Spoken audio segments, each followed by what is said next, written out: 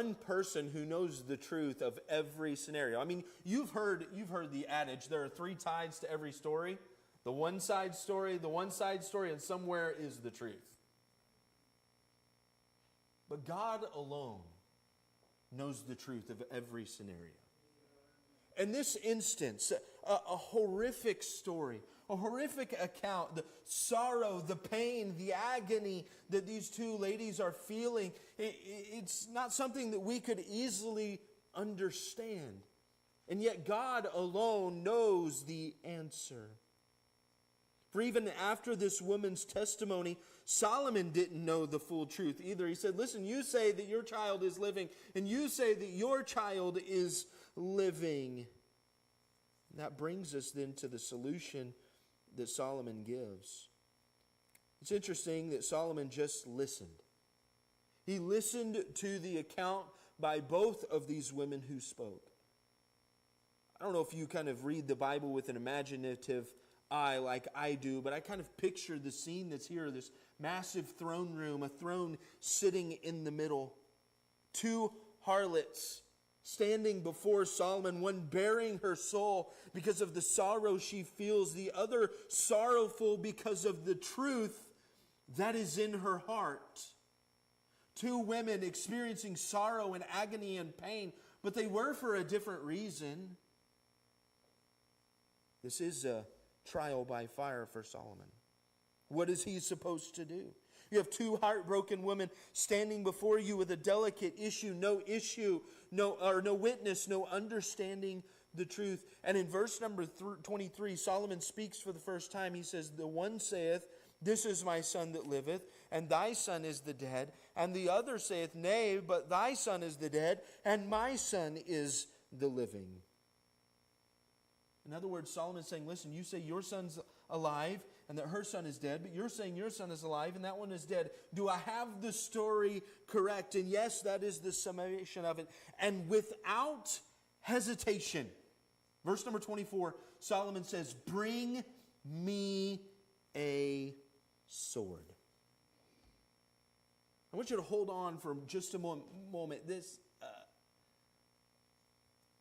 What does he need a sword for? I mean, he's the king. He can ask for whatever he wills. I would love to be behind one of the pillars, just kind of peering around, watching what is taking place here. Bring me a sword. I'd imagine it didn't take long for him to get a sword. Can you imagine the king's bodyguards have to be there very near? Soldiers maybe around in the room. Maybe he even has one that's sheathed there next to the throne or something like that. But someone brings Solomon a sword. And in a few moments the king says, divide the living child in two and give half to the one and half to the other. This seemed to be a compromise. If no one had legitimate proof, if there were no witnesses, this seemed like the logical choice, albeit cruel beyond words. I'd imagine there was a gasp and the air just kind of sucked out of the room as Solomon says, bring me the sword.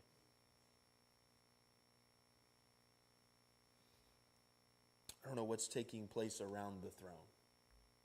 You kind of watch these documentaries or renditions of the throne room, and there's usually that one advisor, usually a small guy, that stands next to the king.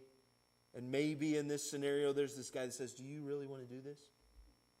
Are you sure this is what you want to do? Maybe to question the king. I mean, this seems like an outlandish action. This didn't seem like wisdom. And let's be real honest with ourselves this morning. This doesn't seem like godly wisdom. To take the life of the other child, it doesn't seem fair. And I'm sure the rightful mother must have been quite shocked at the king's decree. I mean, this is not what I expected. I mean, we've heard of his riches, we've heard of his wealth, we've even heard of his wisdom. but this is not the outcome that I was expecting. I'm sure at that very moment she began to scream and weep uncontrollably. I'm sure the mothers in the room would say that would be my only response. Yet there was a method to the madness, if you will. You see, Solomon never intended to do harm to the baby. I'm in no way saying these two incidents are the same, but I thought about what would be a modern day picture of what this might have looked like. And this might be a terrible illustration of that this morning. But I'm sure many of you are very well aware of the O.J. Simpson trial. What seemed to be the turning point in that trial? It was the glove, right? Went to put the glove on his hand and it just would not fit. It was drama at the highest level, and for some it seemed to prove his innocence. Now, I'm not here this morning to speak of his innocence or his guilt, just to say in some modern way to try to describe the weight of the scene of what is happening there in Solomon's courtroom. In that moment, everyone would come to see who the real mother was. You see, Solomon was staging a scene that would reveal the heart of the two ladies. To reveal their heart. Solomon had heard the two ladies' description, or their testimony, if you will, and he was no closer to the truth. But if he could get to their heart, he could find the truth. And let's be honest with this morning, no heart would be as readable in this scenario, in this delicate situation, than that of the real mothers. And in that moment, this dramatic decree of bring me a sword had its desired effect. Verse number 26 records what happens for us next. Then spake the woman whose the living child was to the king, for her bowels yearned upon her son. That phrase, her bowels yearned upon her son, sounds like an Old Testament phrase. I mean, he uses the word bowels. We wouldn't use that word a whole lot these days, but the phrase literally means her womb, or the extension of her womb, that it shriveled. What a vivid thought. This is the grief. This is the agony that this young lady is going through in this moment. The thought here is, I cannot walk, I cannot talk, I cannot think, I cannot bear to think that my son would be killed in this manner. And in a case of selflessness and pure love, the mother cried for the child to live and to be given to the other woman. Says there in verse 26, she said, "O my Lord, give her the living child, and in no wise slay it." In only a way that a mother could. Her response was, don't kill the child. Give the child to her. Instead of doing what was best for her, having her child back, she chose what was best for the child, giving him a chance to live. That's the sacrificial love of a mother. But the response of the other woman was in drastic contrast. You notice the last phrase of verse 26? But the other said, "Let it be neither mine nor thine, but divide it." Out of her heart being broken and shattered because of the heartache that she was experiencing, it led her to feel as though if she could not have her son, then the other woman should not have hers.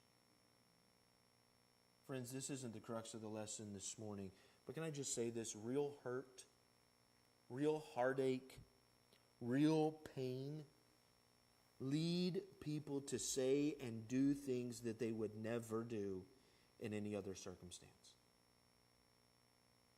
If this other mother would have never said, well, let her child die in any other circumstance.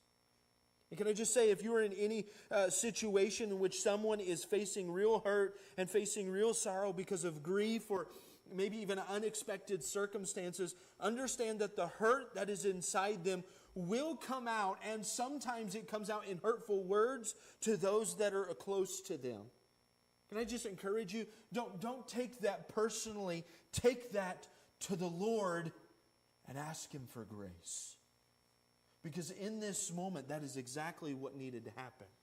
Grace and mercy. It's in those moments that we not retaliate or take up a sword against them in actions or with our hurt words. But that is when we bombard the throne of grace on their behalf. I don't know how many times I've heard of very hurtful situations amongst family members. Maybe it's a parent who dies or another loved one who passes away, and the hurtful haymakers that are thrown from one side of the family to the other, and it's really just rooted in grief. Give grace. Take it to the Lord. And in this moment, the hearts of both women were revealed. Despite not having any witnesses, despite it being a seemingly impossible situation, Solomon knew who the rightful mother was. We get the wonderful privilege of reading this account with somewhat of a 20/20 hindsight vision, right? We might think, well, that was easy. But in the end, for Solomon, it was. Because he was exercising the understanding and discernment that God had given him. Think again about being a bystander in that throne room to see everything take place. Solomon has just displayed great wisdom, great discernment. No baby was killed, and the rightful mother was going home with her son safe and sound. This was not only the best case scenario for the mother, it was not only the best case scenario for the child, it was not only the best case scenario for the other mother, but it was the best case scenario for the kingdom, for the nation of Israel.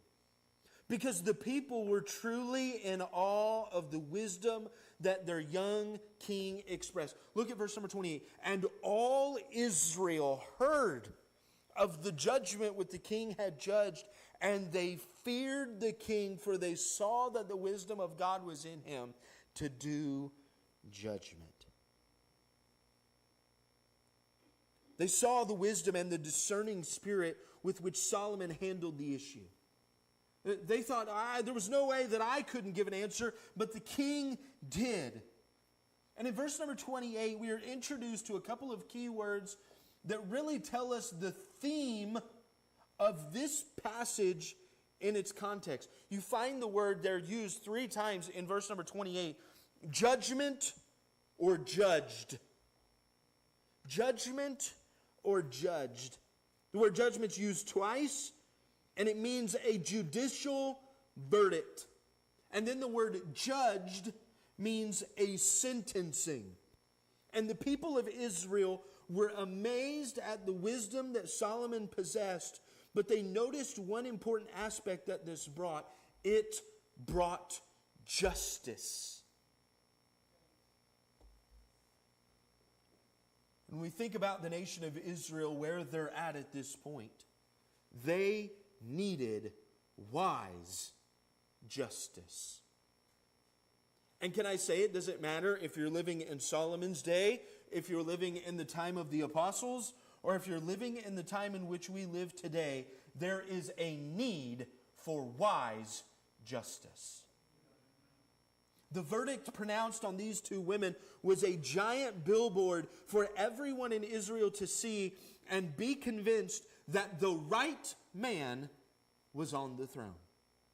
In fact, that's what the last phrase of verse number 28 says. The wisdom of God was in him to do judgment, to bring about justice. This was God's man on the throne. Solomon would be the king to bring order, where in the past few chapters, and let's just say in the past few years or decades, or let's just say ever since there's been an earthly king in Israel, there has been need for wise justice.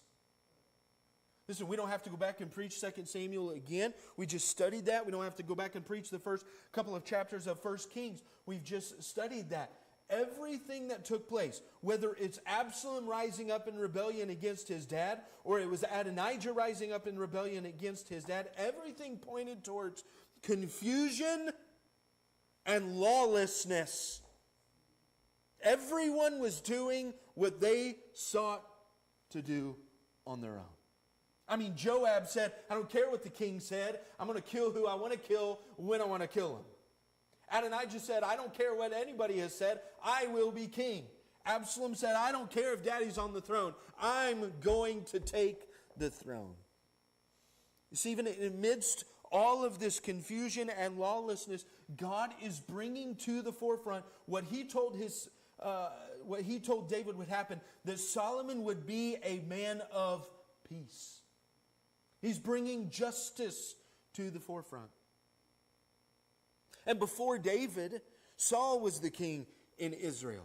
Saul was known for doing what Saul wanted to do, when Saul wanted to do it, and how Saul wanted it to be done. Towards the end of his reign, Saul had one thing on his mind: killing David. That's all he wanted to do. So much so that you see in passages like Psalm number 11, that Saul tore down, David says as he's writing, that Saul tore down the foundations of law and justice in Israel just to bring about his own wishes. But that wasn't going to be the case with Solomon. He was guided by the wisdom of God in his heart to bring about justice. And it's this point in the passage and in the lesson this morning that we can look back at this compelling story. It's a wonderful narrative.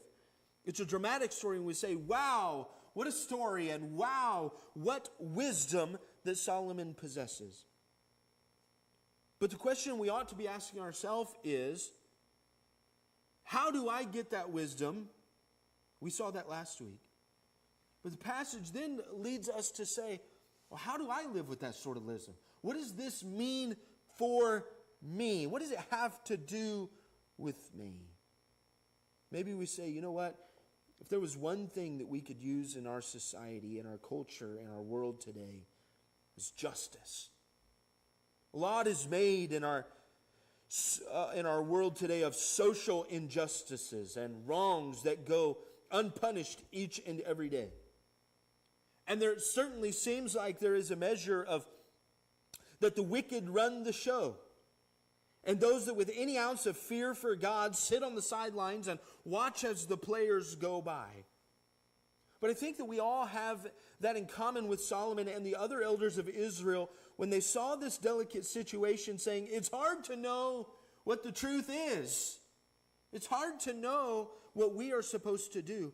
And many times the proverbial sword is brought in and the baby is divided because of lack of wisdom and discernment. And guess what? Justice is nowhere to be found. It's in moments like these that God's people must stand and cry like Solomon did in Psalm 72 and say, give me justice. But let's be very clear this morning. Matthew chapter number 12, that we just studied on Sunday morning not too long ago, tells us that one greater than Solomon is here. There is one with more discernment than Solomon. There is one greater than Solomon. God's wisdom brings about the justice of God. It's that simple. God's wisdom brings about the justice of God. Listen to me this morning. I don't think I have to convince you of this morning. That God will have the final say. God will have the final word. God will bring judgment upon those that have not received their due reward here. God in his infinite perfect justice will cause all men to bow their knee to him and recognize him as King of kings and Lord of lords. And if we're not careful, we could get this idea that we'd like to think as if that only pertains to men like Adolf Hitler, or that only pertains to men like Mao Zedong, who was convicted of killing some 40 million people under his leadership. We even think about the wicked men of our modern day that despise the name of God and are on the front lines fighting for things like abortion and the legalization of it. We think only the justice of God pertains to those who are debauched in their living. We think of men and women who would love nothing more than for Bible-preaching pastors and Bible-preaching, believing churches to be banished forever. And we all want them to receive their just reward. And we cannot wait for the all-wise, all-just King of Kings to come back and to put them in their place. And you had better believe that God will bring those things to pass. God will cause judgment on the debauched. And God will bring judgment on those who, in our minds, deserve it most. But friend, this is where things get hard. Your sin and my sin deserve the justice of God as well. Let me say this morning. You may have never stolen a baby, but you've stolen. You're guilty of harboring bitterness in your heart towards another individual. You've coveted, you've lusted, you've lied, and those are the actions and thoughts that deserve the justice of God. But this is where the aspect of God's justice comes in that you and I can never fathom. That is mercy. What you and I need this morning is the mercy of God. You see, this story began with two harlots standing before the king.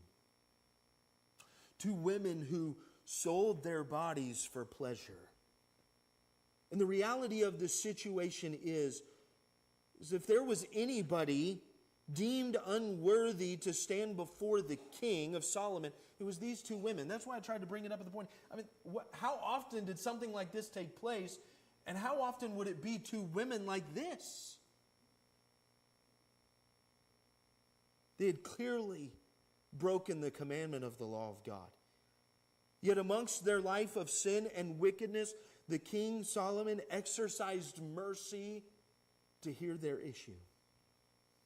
Then the king did his royal duty and brought justice by the wisdom of God that dwelt within his heart. And in his justice, Solomon had mercy on a mother and had mercy on a baby that his life might be spared. And in other words, these individuals mattered to Solomon. Both mothers, the child, even the dead child, they mattered to Solomon. You say, Brother Justin, why is that such a big deal? Because of who he was and who they were. That's why it's a big deal. He was the king. They were the law-breaking harlots. And here is what is so great about our King, Jesus Christ, this morning. There is a great difference between you and I and him. There's a great difference. He's the king. He's in control of all things. He's perfect. He's spotless. He's holy. He's the Son of God. And I and you are law-breaking, sinful, wicked, and adulterous people. Yet God, in his great love for me and for you, has shown us mercy. He knows my failures and he loves me still. He knows my darkest secrets and still gives me mercy. You see, this morning, there is a delicate issue at hand, and it's your sin, and it's my sin. There really is no easy way out. There's no cut and dry answer. But in his vast mercy, and with a heart of justice, our God gave his only begotten Son for your sin and for my sin to give us life. As one commentator said, he said it this way: it is the best of solutions for the worst of problems. Jesus Christ dying on the cross for your sin and for my sin, it is the best of solutions for the worst of problems. And this morning, you and I are called to serve a holy and perfect King by showing that same love and mercy to those around us. You see, all of this points to one truth, and that's this morning. For God's mercy and judgment to be carried out, God's wisdom must be the only source of help. What does that look like? You don't find the mercy and judgment of God in the wisdom of man. You're not going to find the mercy and judgment of God in a presidential debate. You're not going to find the mercy and judgment of God at the White House. You're not going to find it on the Supreme Court. You're not going to find it in the wills and the philosophies of man. You cannot find the mercy of God in the quips of a self-help book.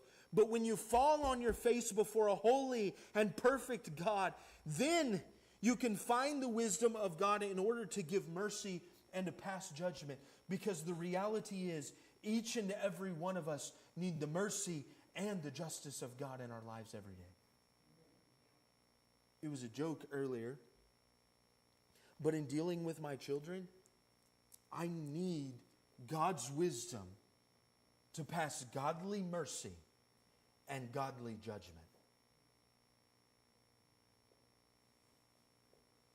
Can I just be real transparent with you? I just made that statement, and the Spirit of God said to my heart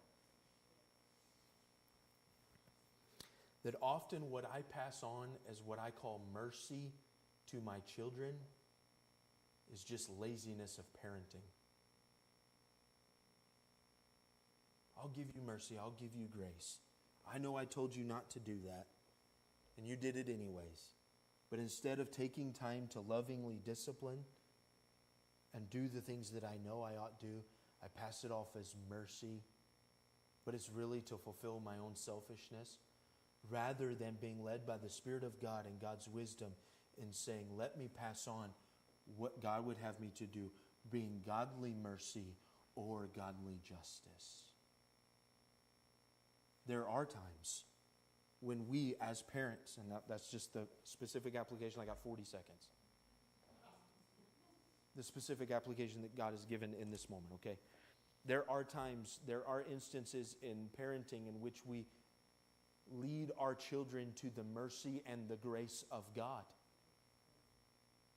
But there are certainly times where we lead our children to the justice of God as well. Sometimes that means a spanking. Sometimes that means other forms of punishment.